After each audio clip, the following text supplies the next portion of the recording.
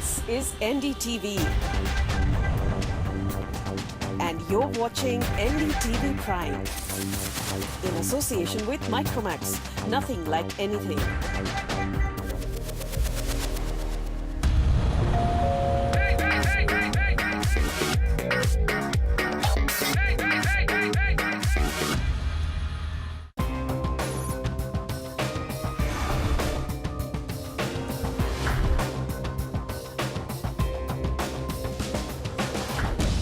Budget 2015 अपने पिटारे में बहुत कुछ लेकर आया। उद्योग जगत के लिए नई उम्मीद, देश में लघु उद्योगों के लिए मदद और आर्थिक तौर पर कमजोर तबके के लिए सामाजिक सुरक्षा। लेकिन रियल एस्टेट इंडस्ट्री जो बड़ी उम्मीदों के साथ सरकार की तरफ देख रही थी, वो मायूस हुई या उसकी उम्मीदें बरकरार है, ये जानेंगे। नमस्कार, मैं हूं अंजलि इस्टवाल और प्रॉपर्टी इंडिया में आपका स्वागत है।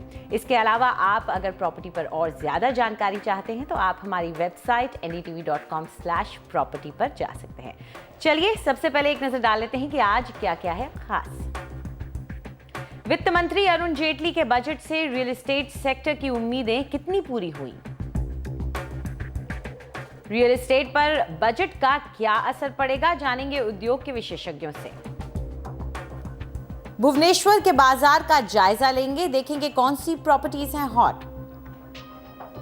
और भिवाड़ी का रिहायशी बाजार क्यों तेजी से उभर रहा है।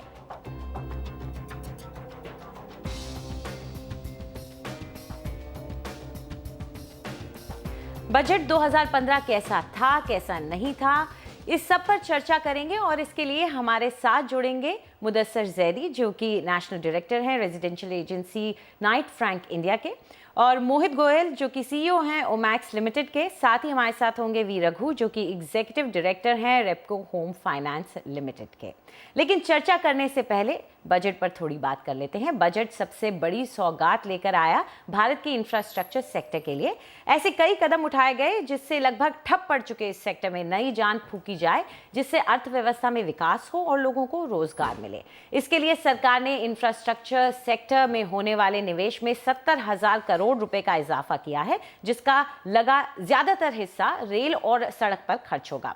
सरकार का दूसरा सबसे अहम कदम रहा कारोबार चलाने के लिए माकूल माहौल बनाने की कोशिश। सरकार चाहती है कि जिन अनुमतियों के लिए दर जाना पड़ता था, अब वो ना हो। कुछ पहले से तय दिशा निर्देशों के तहत काम शुरू किया जा सकेगा, लेकिन इसे वास्तविकता बनने में वक्त लगेगा। इसके अलावा रियल एस्टेट इन्वेस्टमेंट ट्रस्ट यानी कि रीट से मिलने वाली किराए की आय पर रियायत होने से दोहरी टैक्स की मार से छुटकारा मिलेगा।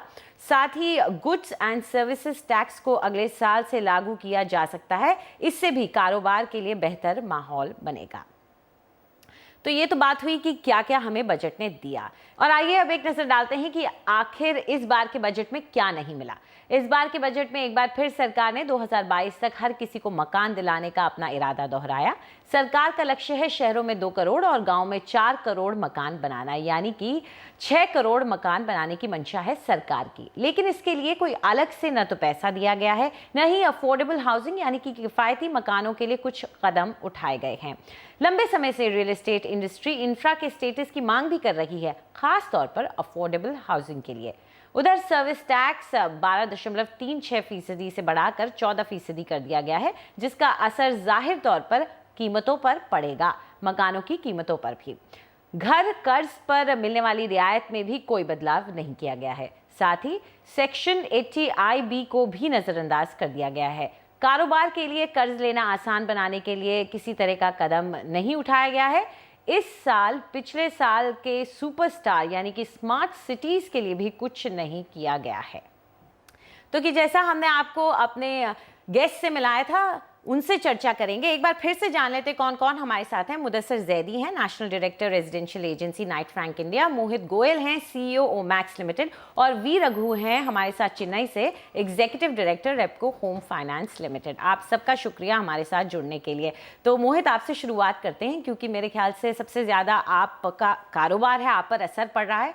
आप खुश हुए इस बजट से, क्योंकि सब कह रहे हैं कि अब तो कॉर्पोरेट के लिए बेहतर बजट रहा है ये?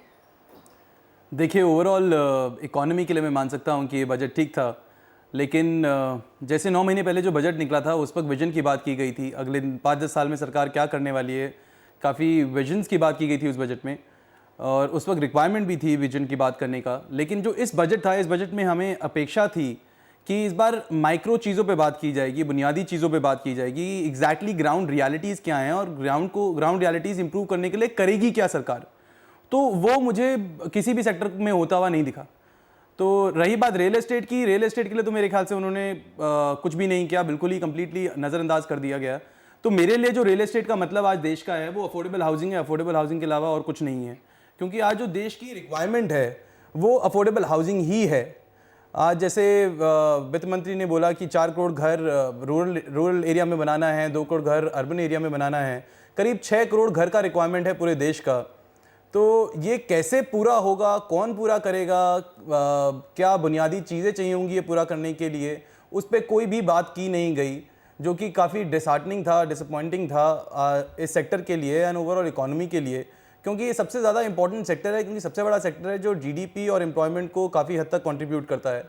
और रही बात बजट की, बजट में काफ़ी सारी चीज़ें हो सकती थी जो कि की नहीं गई। मैं ये नहीं कहता कि आप सारी चीज़ें डेवलपर के लिए कर दीजिए, कि आप उनको टैक्स में रियायत दे दीजिए, आप उनको किसी भी तरीके का प्रकार का एक एडवांटेज दे दीजिए। मैं चाहता था कि जो भी एडवांटेज दिए जाए वो डायरेक्टली कस्टमर को दी जाए। आज कस्टमर को मोटिवेट किया जाए कि घर खरीदे वो इंसान, क्योंकि अपनी जो इंडस्ट्री है काफ़ी बड़ी इंडस्ट्री है और इसमें काफ़ी सारा पैसा आज ब्लॉक्ड है। तो जैसी ही इंडस्ट्री खुलेगी तो इससे चलती हुई 300 एसएमई इंडस्ट्रीज जुड़ी हुई हैं हमारे रियल एस्टेट सेक्टर से। तो जैसी ही इंडस्ट्री चलेगी तो सारी की सारी इकोनॉमी मूव करेगी। तो 6% जो जीडीपी में कंट्रीब्यूट करती है इंडस्ट्री, अगर ये 15-20% कंट्रीब्यूट करने लग जाए तो हमारा देश वापस राइट ऑन ट्रैक आ जाएगा। चलिए, आपने अफोर्डेबल हाउसिंग का मुद्दा उठा दिया है, अच्छा किया, क्योंकि इस पर मैं चर्चा ज़रूर करना चाहती हूँ।